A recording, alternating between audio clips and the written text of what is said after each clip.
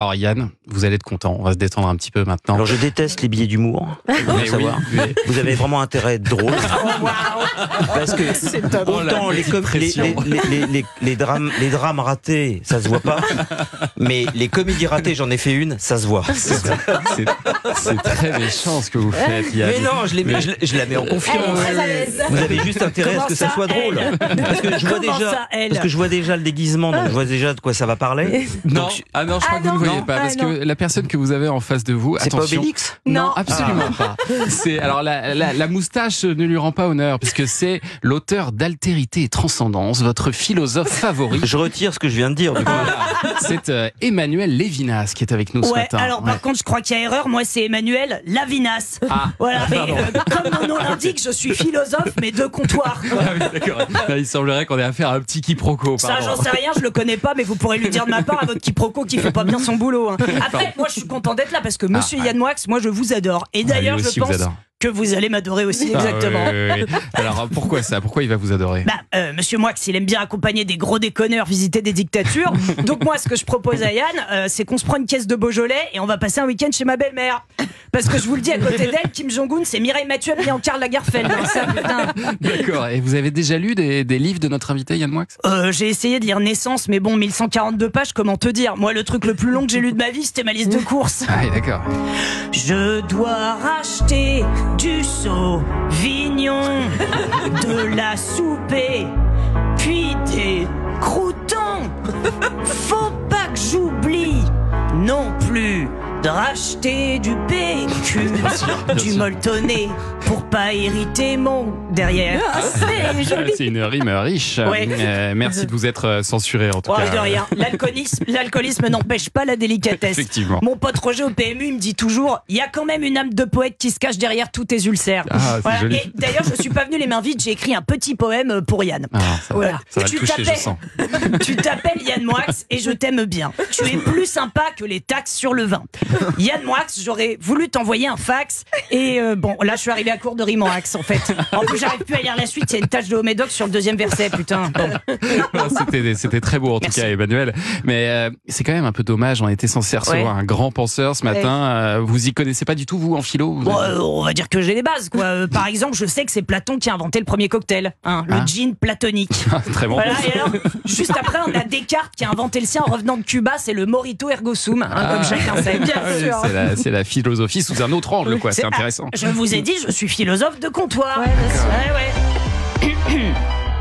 J'aime donner mon avis, débattre sur la fin de vie, ou les vélos à Paris, même si j'habite à Montargis.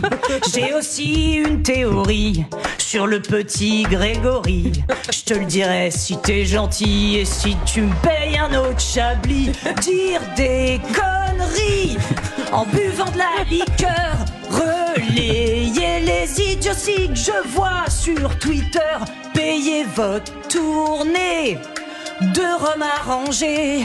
J'adore déblatérer, mais toujours le coude levé. Allez, santé. Pas mal, bel hommage. Merci Emmanuel Lavinas. Merci, bravo surtout à Cécile Mars. Bravo Cécile. Allez la voir en spectacle le 11 mai au Petit Palais des Glaces à Paris et ce soir et samedi à Nantes.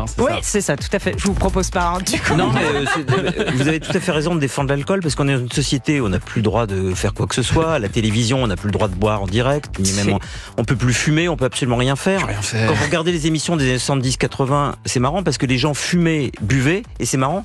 Ils se faisaient pas des procès, quoi. Ils débattaient quand ils n'étaient pas d'accord. C'est quand même étrange, cette conjuration qui interdit à la fois le débat et l'alcool. Alors, parce qu'on est en 2024, on est obligé quand même de dire que l'alcool est à consommer avec modération. J'en ai rien à faire. Je buvais du whisky, moi, pendant les émissions sur Europe 1 l'an dernier, il y a 2 ans.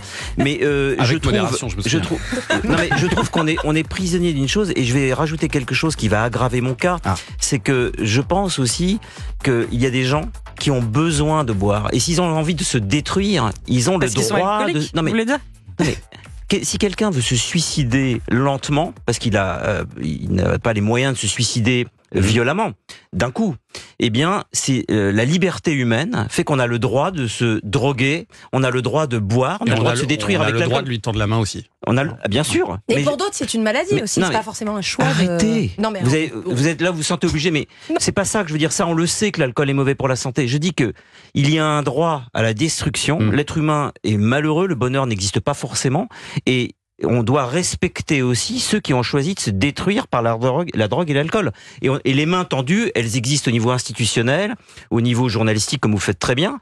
C'est normal d'aider les alcooliques, etc. Mais je pense là aujourd'hui à la marge de gens qui en ont marre qu'on leur présente sans cesse de l'aide. On a aussi un droit à la destruction lente. Et c'est pour ça que votre chronique, je trouve, est très intéressante parce que... Non, mais c'est vrai, il y a beaucoup de philosophes qui se sont détruits par l'alcool et par la drogue. Je préfère qu'elle soit drôle, mais...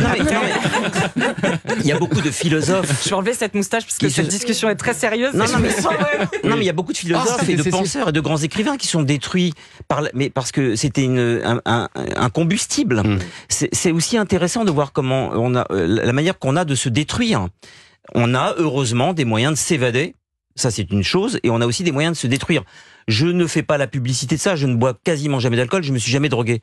Je pense aujourd'hui à ceux dont on ne parle jamais, qui ont décidé de se libérer du poids sociétal en buvant.